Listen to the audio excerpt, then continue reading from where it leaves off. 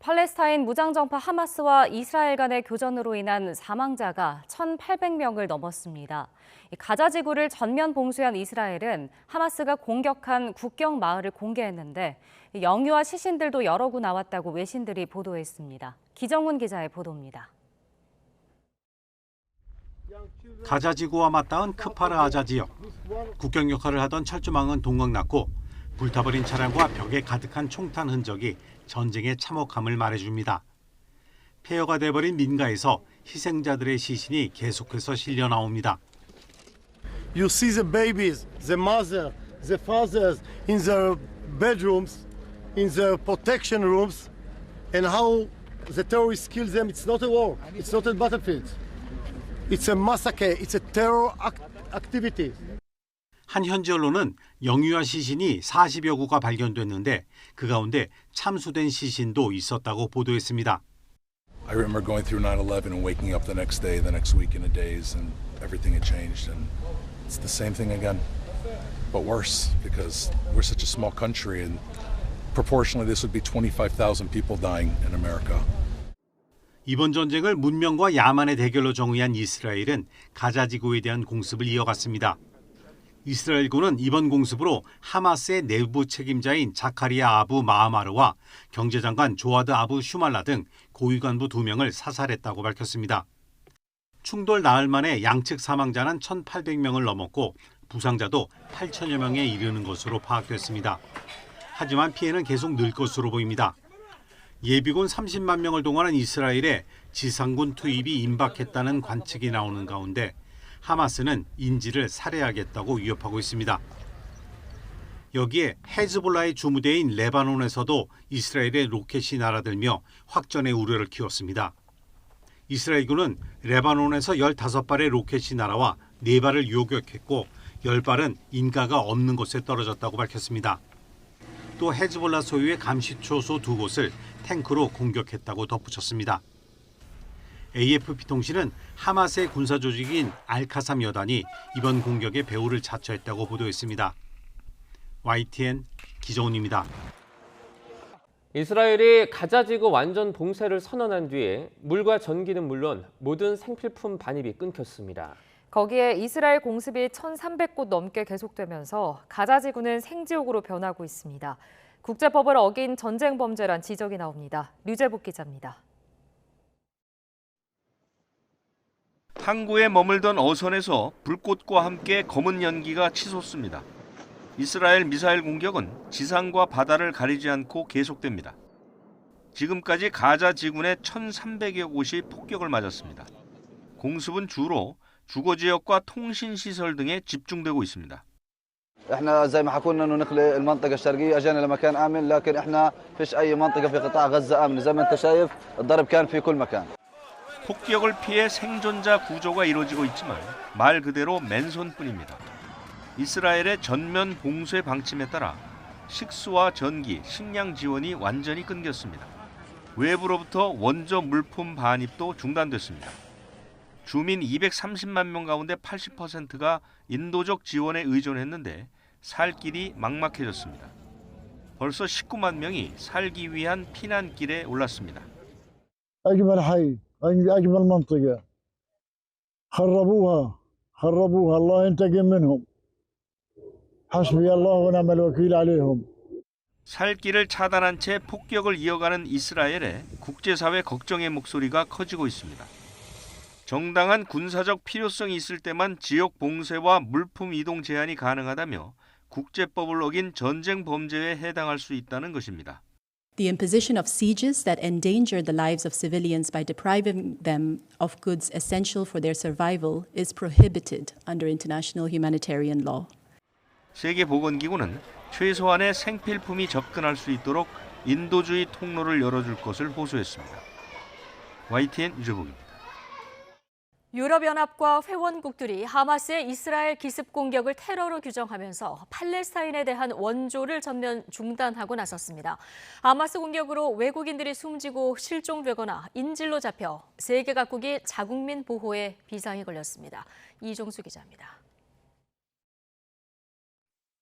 우르줄라 폰데어 라이엔 유럽연합 EU 집행위원장이 옛 트위터 X에 EU 집행위 건물 한편에 이스라엘기가 투영된 사진을 올리며 이스라엘과 연대를 표시했습니다.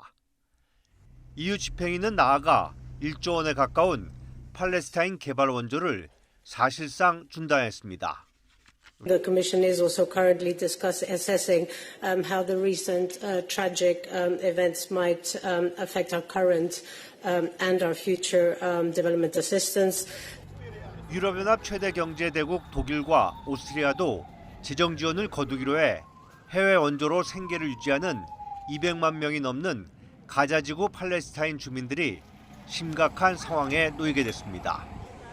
서방 국가들은 이스라엘과 하마스 충돌로 반유대주의가 확산하는 것을 차단하기 위해 치안을 강화하기로 했습니다. Wir akzeptieren es nicht, wenn hier auf unseren Straßen die abscheulichen Attacken gegen Israel gefeiert werden.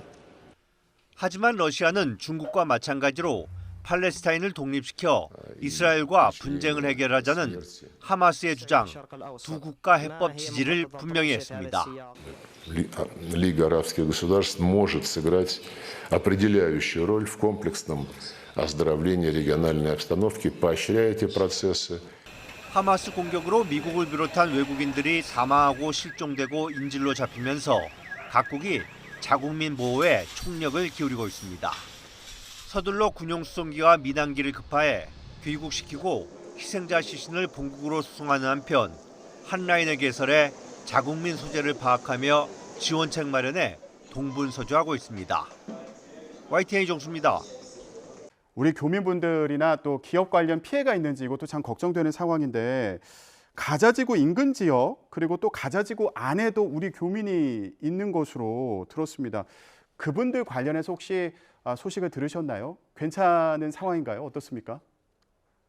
네, 가자 인근 지역의 이제 유대인 소도시에 사는 가정이 제가 파악하기로는 이제 3가정이 있었는데요. 그 중에 2가정은 지금 안전한 지역으로 나오셨고 한 가정은 현재 그 지역 자체가 이제 안전한 지역으로 지금 되어져서 그곳에 머물면서 최대한 그런 소통하면서 안전하게 머물러 있는 상태고요.